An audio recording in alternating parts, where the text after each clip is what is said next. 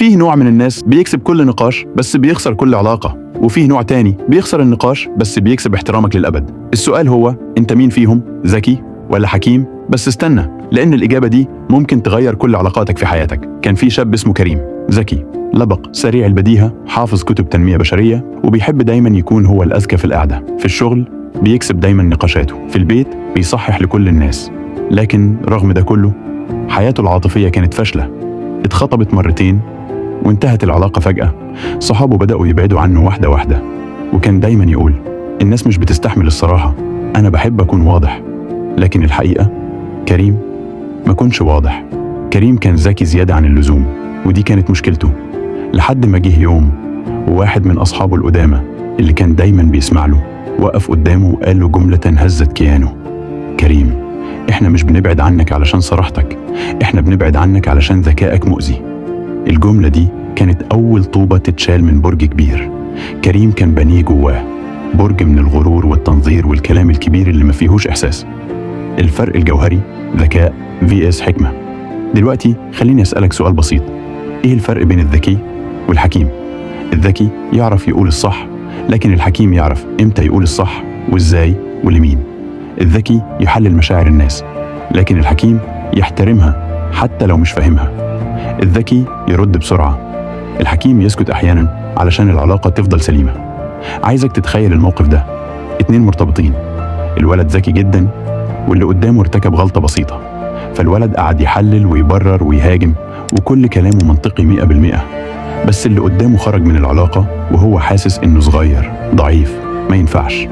فكر كده، هل المنطق دايما بيكسب ولا في ناس بتموت وهي معاها الحق بس ما قدرتش توصله صح؟ الدراسات النفسية أثبتت إن الذكاء العقلي IQ مش هو العامل الأهم في نجاح العلاقات. اللي بيفرق فعلا هو الذكاء العاطفي EQ، واللي بيشكل جوهر الحكمة. الذكاء العاطفي يعني إنك تعرف إمتى تسكت حتى لو معاك الحق، إنك تحس بالشخص اللي قدامك مش تحلله، إنك تختار كلامك علشان ما تجرحش حتى لو كنت صادق. في بنت اسمها رهف كانت مخطوبة لشخص اسمه مازن. مازن ذكي جدا، ناجح، منطقي، لكن مفيش يوم مرة من غير ما يحسسها إنها مش كفاية. كل مرة تقول له مشكلتها يقاطعها ويحللها كأنه دكتور نفساني. بس هي ما كانتش محتاجة تحليل، كانت محتاجة حضن، كلمة أنا فاهمك، دمعة صادقة مش منطق بارد. وفي الآخر سابته، واللي قالته بعدها كان مرعب: أنا ما قدرتش أحب شخص بيشوفني موضوع دراسة مش بني آدم.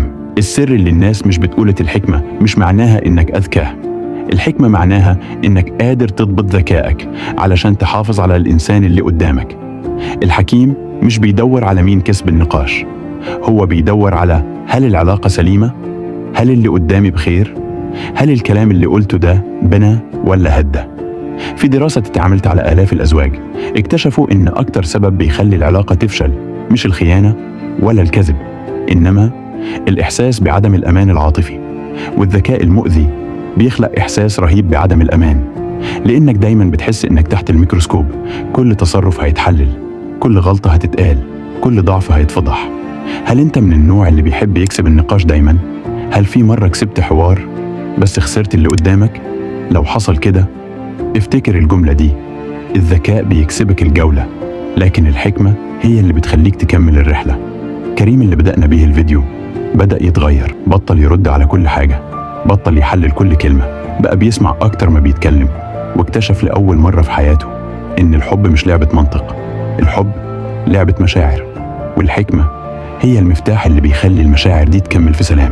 لو وصلت لهنا فده معناه إن عندك استعداد حقيقي إنك تبقى مش بس ذكي لكن كمان حكيم.